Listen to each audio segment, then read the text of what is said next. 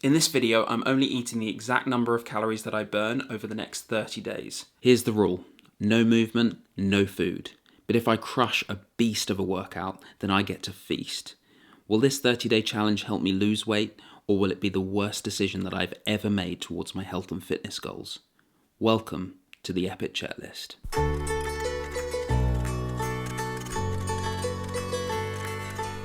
Day one of this 30-day challenge, and I've decided to kick things off with some gardening. Probably do about 3 hours in total, looking for 1,000 calories. Maybe don't get any injuries, that'll be a bonus. Otherwise, I will be bed-stricken for the next 7 days and won't be able to eat anything. Got the Apple Watch here ready to go, set at 0 calories, and I will check in with you about halfway through.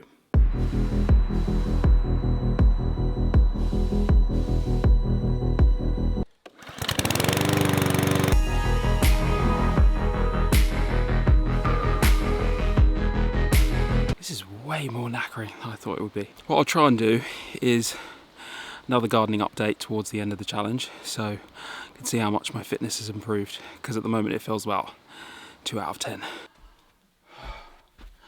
I think if that was the activity for 30 days, yeah, I think I'll be done by day 7. I honestly feel like so clueless at this initial stage. I will do a proper update next after 7 days of this 30 days challenge.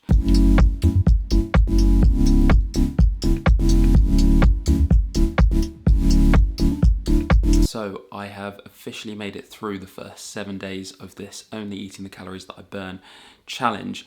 And guys, I jumped on the scales this morning and no joke, I have lost 3.7 kilos and also lost 2% body fat. But would I say it's been an absolute grind since day one? Yes and no. On the one hand, you wake up each morning feeling super motivated, I'm gonna burn all those calories and get some sort of significant workout in the bag. On the other hand, there are some days where you wake up with 0 in the tank and all you need is to rest. And on those days, you're stuck with crackers and water. Physically and mentally, there have been a couple of minor changes that I've noticed. One being my tummy reducing in size a little bit. So things like t-shirts are now fitting a little bit looser. And secondly, on the mental side of things, I think it's just a bit of brain fog, at least 2 or 3 times a day. Oddly enough, I haven't had a single major craving so far.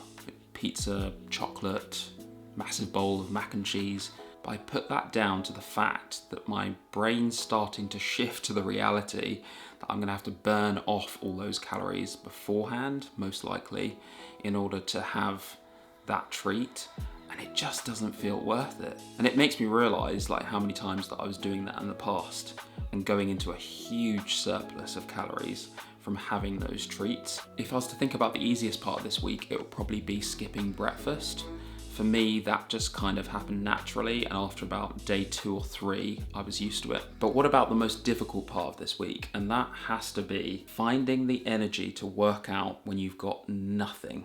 Every muscle in your body is aching, and yet the challenge is telling you to get outside and do another workout. So, what is going to be my goal moving into week 2? 1,000 calories every day. Do not skip a day. Last week I managed that 6 out of the 7 days. This week we're gonna smash it out the park.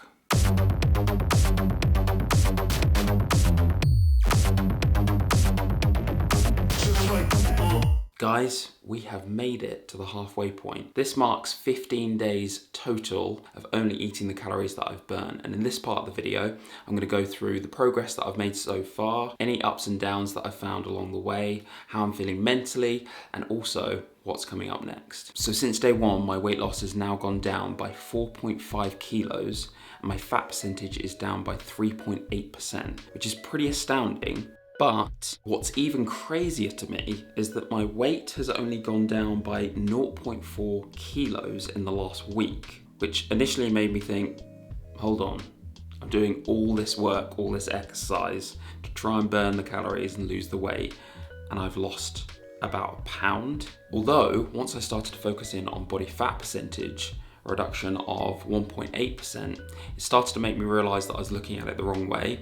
I probably put on quite a lot of muscle mass during all this fitness that I've been doing, which goes up against the fat loss. So they've kind of cancelled each other out a little bit this week. And it's not to say, like, I obviously look at the scales and go, I've still lost a pound. It's not awful. It's just after that initial weight loss of like 4 kilos or something, to then only lose like half a kilo in that second week can feel a bit discouraging. I'd say the hardest part this week has been any moment that my calorie consumption has been above my calories burnt, particularly one day where I'd had breakfast and lunch and I think I'd eaten something like 1,000 calories, burnt nothing, and so even doing my 1,000 calorie workout, I still couldn't eat dinner. Biggest surprise this week has probably been my fitness level, which has quite drastically increased over this last like 7 days. And I think it's mainly down to the steps that I've been doing, probably somewhere between 20 and 30,000 steps. It's a lovely feeling, like going up the same hill and you get to the top and you just don't feel as out of breath. That's been like a massive win. I will say though, this is not a diet that you can just kind of forget about. You really have to be on it if you want to have breakfast, lunch and dinner. But now that I've found a rhythm that tends to work, I try to stick to that as much as possible to make it a little bit easier. As you know, last week I set the goal of 1,000 calories burned every day. So this week, we're going to push it all the way up to 1,500 calories burnt every single day. So I'm pretty sure I'm going to have to switch from walking to running, right?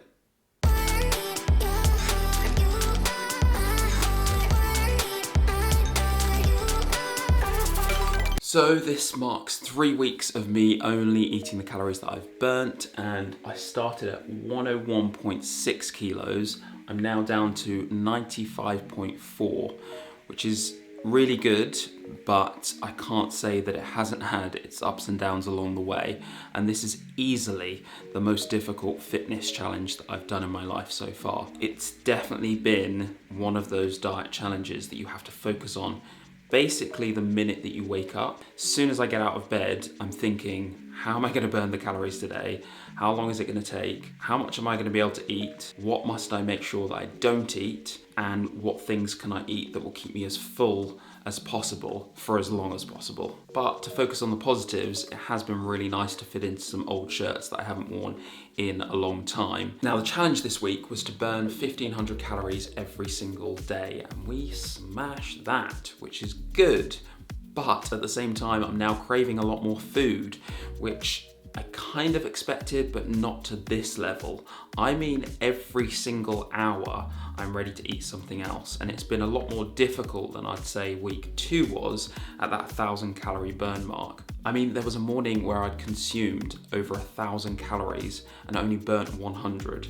So I knew the rest of the day was just gonna be a massive uphill battle. But luckily, I've only had that once or twice this week. But I just wake up and I'm so hungry after doing the workout the day before. The other struggle, of course, this week was the weather. It's just less appealing to go out for a run when it's absolutely tipping it down. And at the same time, you've got 30-mile-an-hour winds. It's accountability. You guys are helping me get through this. And definitely during those moments, I'm thinking, yeah, I've got to complete this challenge. I've got to do this no matter what. One surprise that I have had this week is knuckling down on my breakfast. I've switched it to, I think it's like 6 crackers amounting to 150 calories and then a Baby Bell.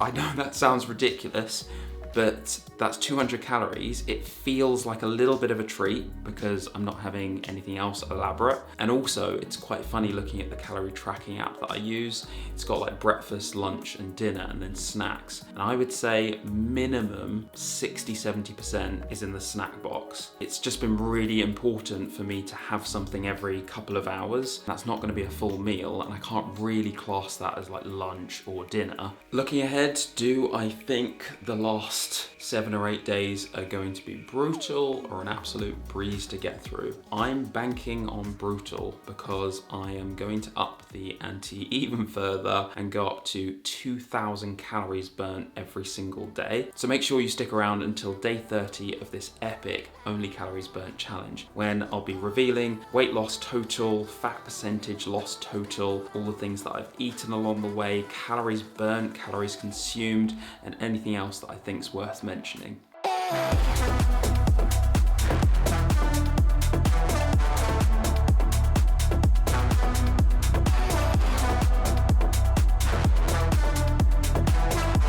So that's it. 30 days of only eating the calories that I've burnt is now complete. I feel over the moon that it is done and dusted because that final week nearly killed me. So initially I want to talk about the fact that I had this calorie burn challenge list up on the wall. So each morning I woke up, look at the list, and here's the activity that I'm doing to burn the calories. And after only 3 days, I realized that was not sustainable. If I was to do, maybe canoeing or kite surfing or rock climbing, it's gonna dig into the time throughout the day a lot more than, let's say, just going for a walk. So that was basically scrapped, and basically the rest has been a lot of walking. If I haven't been doing that, I'm talking like pacing basically for 6 to 8 hours every day. So whilst I'm working on my phone, I'm literally just walking from the kitchen to the lounge, from the kitchen to the lounge. It was actually quite an effective way of burning the calories. By the end of the day, I'd burned maybe 1,000 or 1,500 calories just doing that. Let's now talk about this final week, because it was by far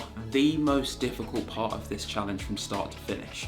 And I know that kind of sounds obvious because the final week was 2,000 calories burnt every single day, but it was more than that. It was the fact that you had to actually focus on getting the calories in, not just burning them. So there were moments where maybe it got to like 9 o'clock at night and I still needed to eat something like 600 calories right before going to bed. Not only that, I needed to make sure that the calories that I was burning were maximized within those hours. So rather than just going for a walk or just like pacing around, maybe I had to go to the gym or something a little bit more intense if I was suggesting this diet to someone else, to make sure that you maybe take a day off each week to make this more sustainable long term. But in terms of that, I would say this is actually sustainable long term, like months and months up to like a year, depending on how much weight you need to lose, because it's that you think about food in a completely different way. There have been moments where I go for a walk in order to eat a slice of bread. That's not what I was doing before. It'll be the reverse. Eat the slice of bread and then go, should I go for the walk? No. I'm kind of concerned though that when you come off this, just like most diets, you just go back to square one. So let's now talk about the positives of only eating the calories that you burn for 30 days. Number one has to be cardio strength. At the start of the challenge, I felt like I was pretty unfit and gasping for breath when I'd like walk up hills. Now I almost feel like I'm flying up them. Secondly, which I guess is a little bit obvious as well, is muscular strength. Definitely feel like I've packed on muscle. Not that you can see it much clearer because I still need to drop fat percentage a lot more. Number three is fresh air and sunshine, and I guess it kind of speaks for itself, but it's just the fact that you're spending a lot more time outdoors, getting the fresh air when you're doing the hiking and getting so much more vitamin D. Number four is weight loss, and I'll go through the full stats in a moment. Just briefly to say, it's a lot, and there was only really week 2, I think, that it kind of stayed around the same. And lastly, number 5 is fat loss percentage, which again, like weight, is a lot, and I think it's due to the fact that my body's taken on a lot more muscle mass with all the fitness that I've been doing. Let's now talk about the negatives of only eating the calories that you burn for 30 days.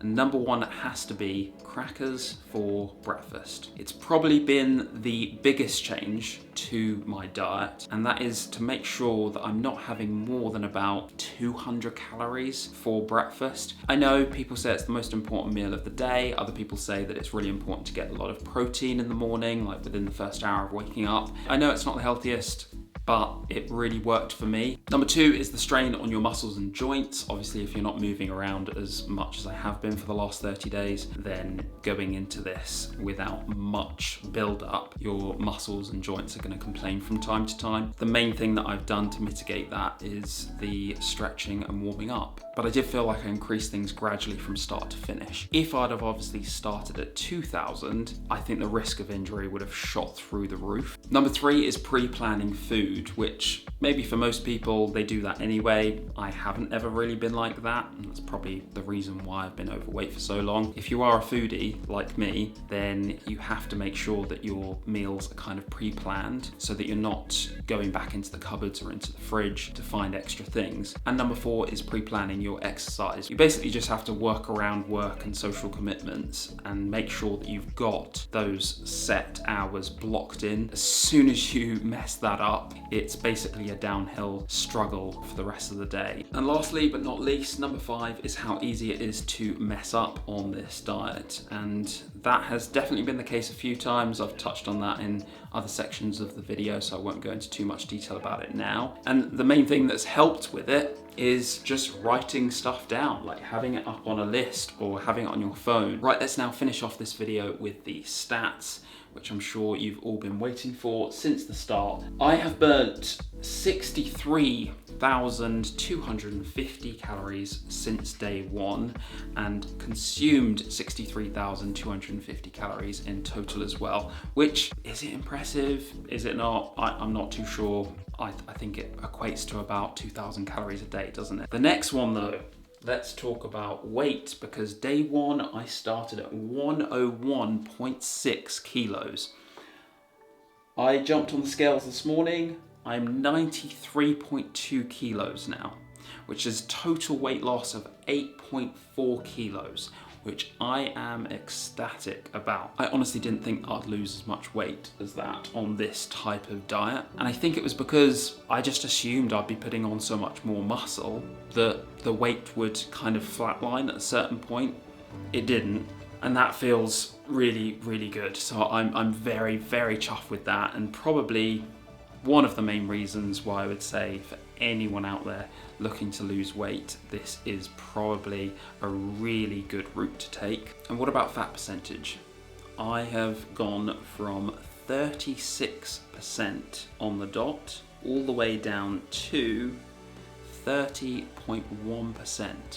So basically 6% body fat loss over the 30 days, which I think is staggering, and probably to me is more impressive than the weight loss. The weight loss is amazing, don't get me wrong, but I think the fat loss is something that's just been so stable over the years that I finally made a kind of a big impact on that.